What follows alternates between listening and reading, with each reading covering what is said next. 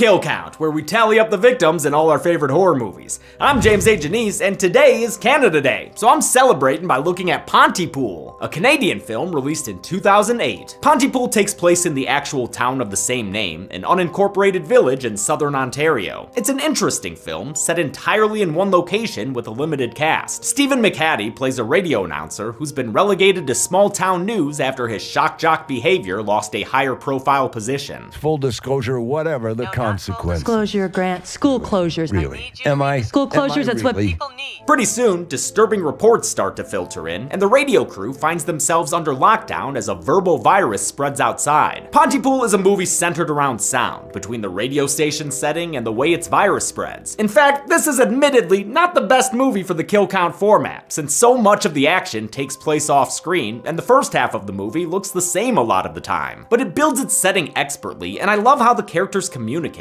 I think it's a cool, creative, eerie little movie that I'd love for more people to know about. That's why I'm covering it. Plus, like I said, it's Canada Day. It was either this or Ginger Snaps, and I don't feel like doing a trilogy right now. And sure, Cronenberg's always an option, but it's hard to pick just one of his. I settled on Pontypool because it's a single, simple, solid movie from our friends up north. Hopefully, you'll appreciate it as much as I do. And hopefully, you'll also appreciate this sponsorship transition presented by Raycon. Raycons are half the price of other premium audio brands, leaving you savings to spend on what really matters. Oh, thank you. Now I can buy like half a gallon of gas. As many of you know, we've enjoyed Raycon earbuds for years now. They sound great, they're wicked comfortable, and their optimized gel tips mean they just won't budge, even when you're headbanging to your favorite tunes. And you won't have to BYOB, bring your own battery, since Raycons have 8 hours of playtime and an additional 32 hours in the charging case. That's perfect for listening to your favorite podcast, audiobook, or rapidly unfolding zombie outbreak. Look out! Oh God! They're pulling two people out of a van! Oh my God! They're fighting them! Plus, they work with Siri and Alexa. Alexa, find me the nearest panic shelter.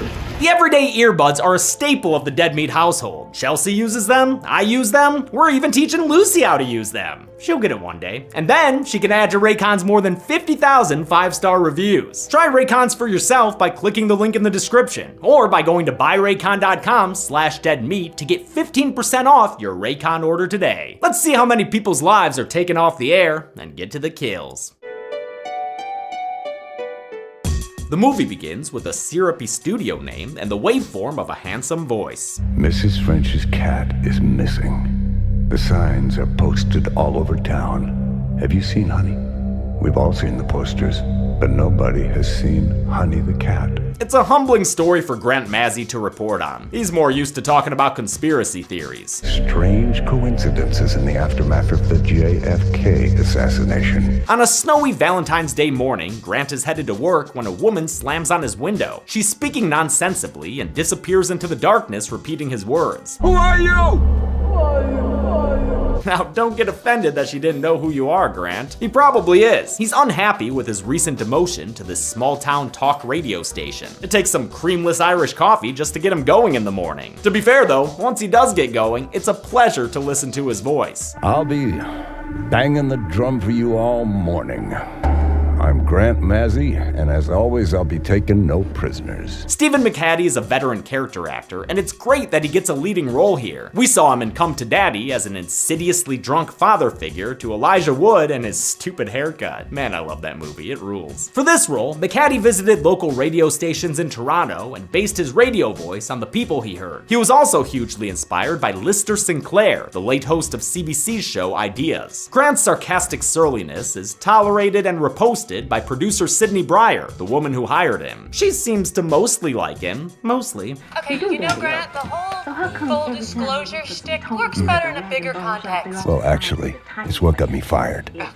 Well, there's that too. His antics are much more entertaining to technician Laurel Ann Drummond, an Afghanistan combat vet who seems to admire this airwave cowboy and his polemic nature. I am trying to piss a few people off because that's how it's done. Simple as that. These characters have very defined points of view and communicate clearly to each other. Lisa Howell gives just as good a performance as McHattie, and their excellent chemistry makes sense given that the two are married in real life. The first real report that breaks up the day's drudgery is word that a large crowd has Gathered outside the offices of Dr. John Mendez. Their eyewitness is Ken Loney, their employee who reports from the Sunshine Chopper, which Sydney admits is just Ken's Dodge Dart parked at the top of a hill. But at least Ken cares about production value. He uses chopper sound effects and everything. Oh, Jesus! It's an explosion of people!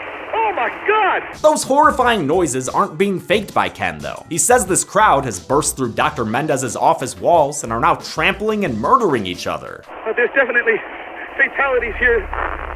Down there, people have just died, Grant. And sure, later we'll hear that up to 75 people are dead, but I'm not counting them. We never saw them prior to their deaths, and unlike in the Final Destination movies or all those frickin' Carries, we didn't see the deadly catastrophe on screen. There are multiple criteria. They hear as military vehicles, including real helicopters, show up on the scene, and then they lose communication with Ken. Quite concerning, considering Dr. Mendez's office is only 5 kilometers from the radio station. That's about 3 miles in freedom units. As Sydney tries to find actual facts that they can report on, Grant is hilariously forced to tread time speaking with a local performing family whose material is just super fucking racist, man. It is a sacred trust to fill it with your blood.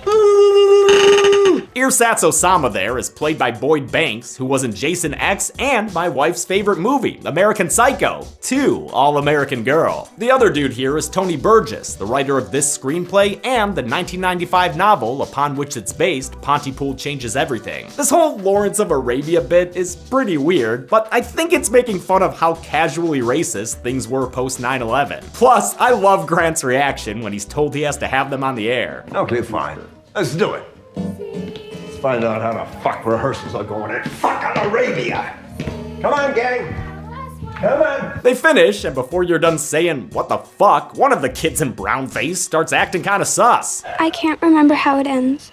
I can't remember how it ends. And singing Deck the Halls incorrectly. Pra, pra, pra, pra, pra. No, it's fa la la la la, you dumb idiot. The weirdos leave, and Sydney hooks up Grant with more eyewitnesses to the Dr. Mendez mob scene. One guy just screams and disconnects, a constable says the violent rioters kept repeating nonsensical phrases, and another report says that more swarms of people like this are spreading out to nearby towns. A BBC correspondent named Nigel Healing calls in to ask if these latest reports have anything to do with French-Canadian separatists. Sydney disregards the question as coming from an outsider of both their small town and their country. Oh, fuck you, Nigel. He knows nothing. They finally hear back from field reporter Ken Loney, hiding from the hordes after his trusty Dodge chopper broke down. He mentions naked cannibals tearing people apart and eating them, even comparing the crowd to a school of piranha. This style of hear about, not see is both frugal and fun, and relies almost entirely on Rick Roberts' voice performance. It's just how it looks, I guess, but it looks like these people are trying to climb or eat their way inside. They're so desperate, like they have to be inside. The Ken call is interrupted by a blaring message in French that cuts into the radio signal. Laurel Ann translates it for Grant to read on air. For your safety, please avoid contact with close family members. The message says not to use affectionate terms such as honey or sweetheart. But how will I talk to my sweet little cinnamon bun baby cat?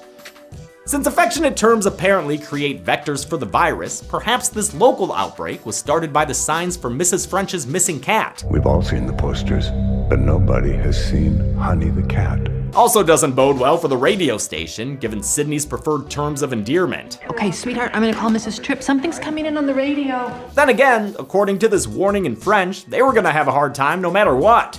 For greater safety, please avoid the English language.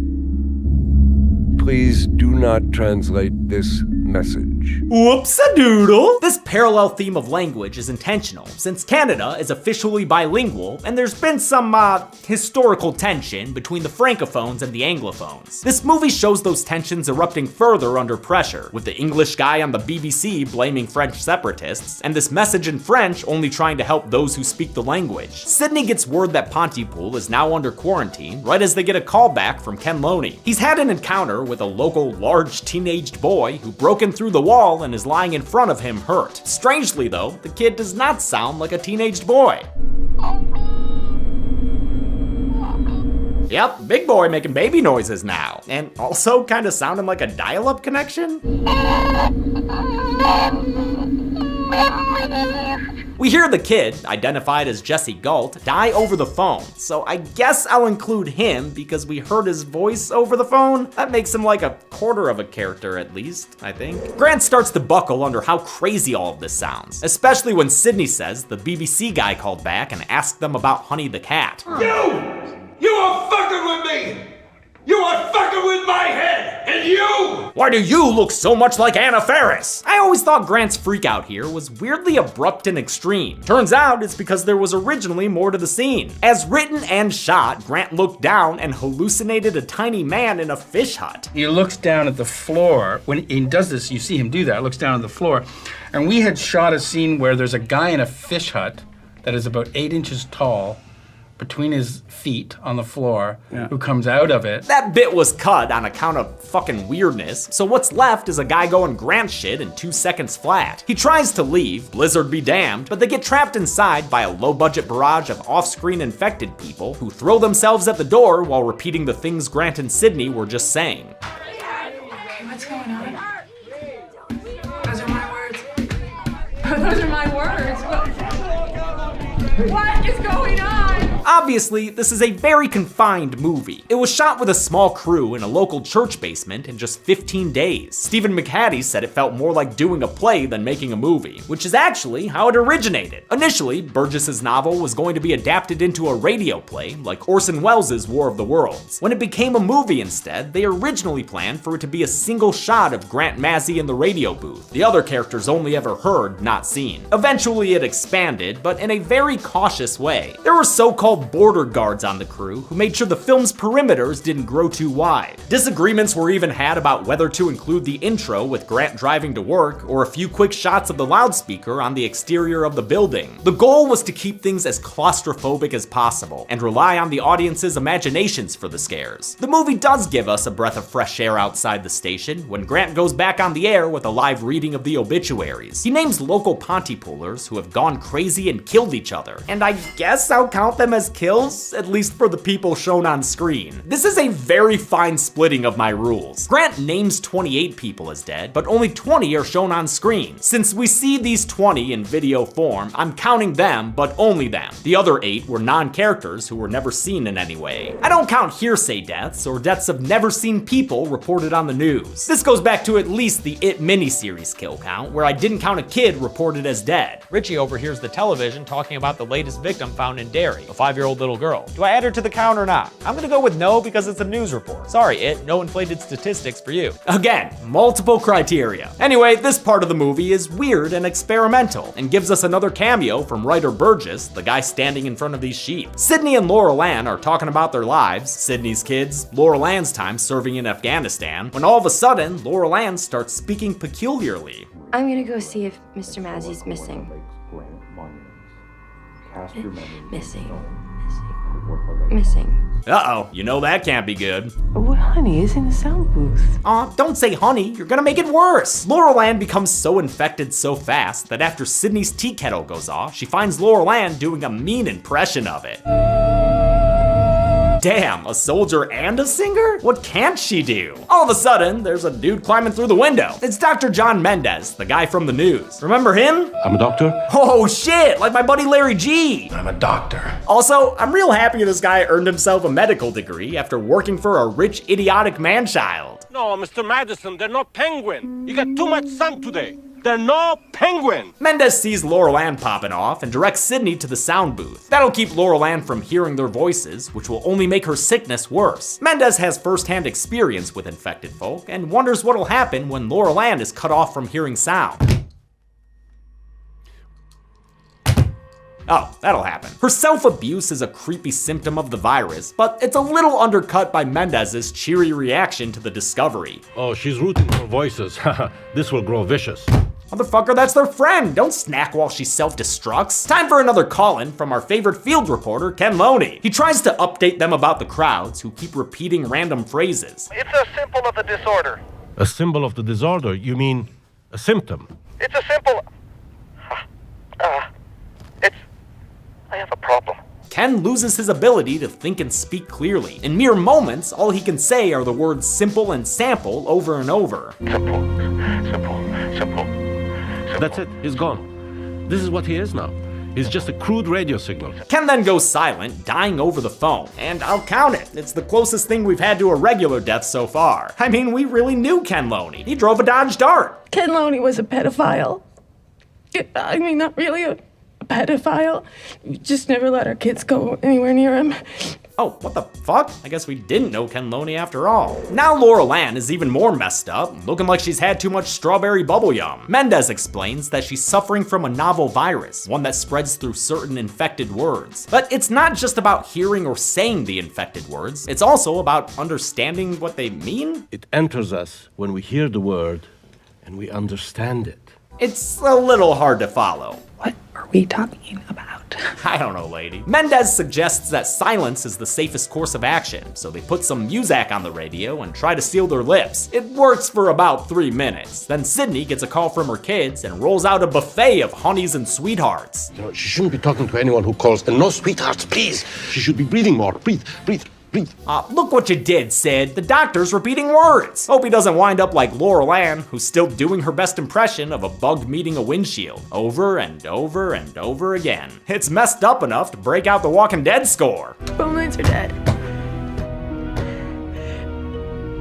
The others watch from the sound booth as Laurel Ann, unable to hear any new sounds, erupts from the inside with a geyser of tomato soup. Apparently, this is what happens when the virus can't transmit itself through sound. How unfortunate. The radio station is suddenly overcome by infected people who have broken inside. Director Bruce McDonald and writer Burgess call the infected folk conversationalists and say they're basically cousins of zombies. The way they describe it, the virus has 3 stages to it. The first is getting stuck on an infected word and repeating it.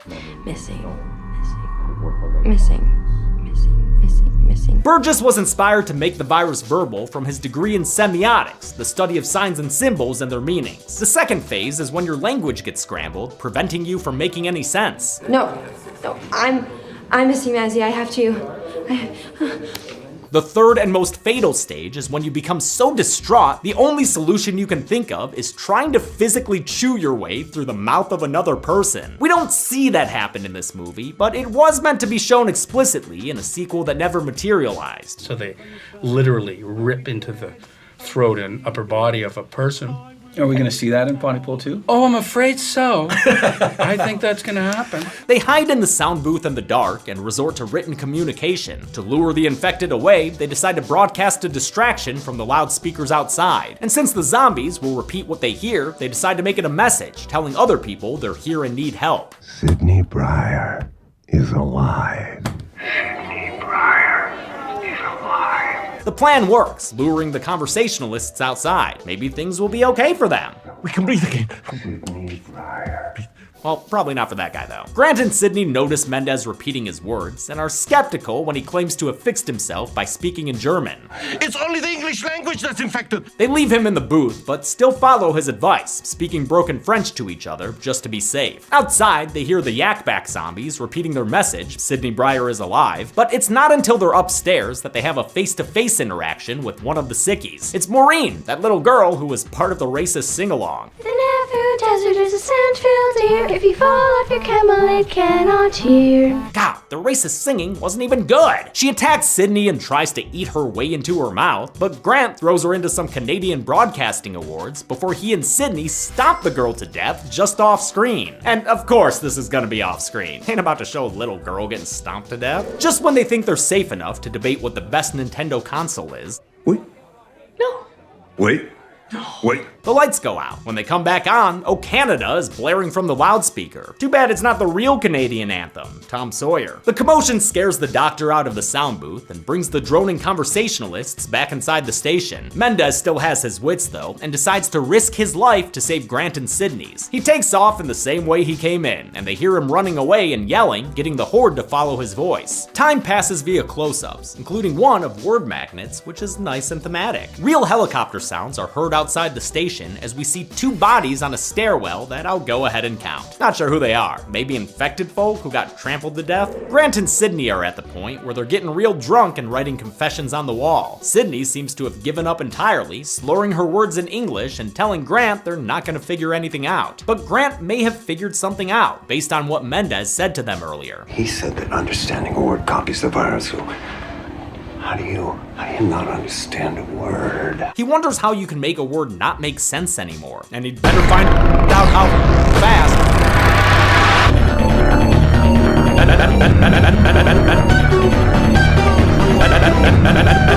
Better find out how fast. Better find out how fast. Better find out how fast.